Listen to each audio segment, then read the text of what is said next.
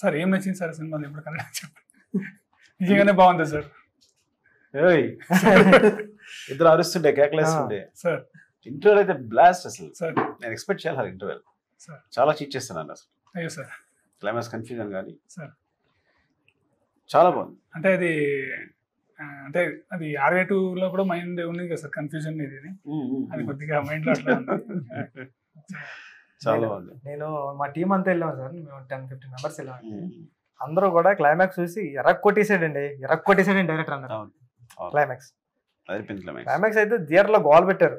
అంటే ఆ కన్ఫ్యూజన్ కి, అంటే ఆ క్యారెక్టర్ అంటే రివీల్ చేయకూడదు కాబట్టి రివీల్ చేయలేకపోతున్నాం, కానీ ఫీలింగ్స్ దాచుకోవడం బాగుంది యాక్చువల్ గా. చాలా బాగుంది అజ్జు. సో సినిమా చేస్తా లేదా ఇప్పుడైనా? నాకు సినిమా చేస్తా లేదా? బుచ్చి కొడతా లేదంటే నేను తనే చెప్పాడు కంపల్సరీ అజ్జు సినిమా చేస్తారు. Thank you so much sir. అంటే మీకు థ్యాంక్స్ అన్న, సపోర్ట్ చేయడానికి. తెలుగులో ఇలాంటి హీరోస్ లేరండి. అంటే సుహాస కాంపిటేటర్ లేరు, ఎవరికైనా కాంపిటేటర్స్ ఉన్నారు కానీ అంటే లేరు. అందరూ అంటున్నారు, అందరూ కూడా. అంటే ఇప్పుడు విజయ్ సేతుపతి గారు ఉన్నారు తమిళ్లో, ఆయన ఒక్కడు కాంపిటేటర్స్ అంటే నా దృష్టిలో కాంపిటేటర్ లేకపోతే రావడం కాదు కానండి, అసలు కాంపిటేటర్ లేని ఒక హీరో ఉన్నాడంటే అది గ్రేట్. కాబట్టి యాక్చువల్లీ ఏంటంటే ఇది ఒక సెపరేట్ లైన్ అనమాట.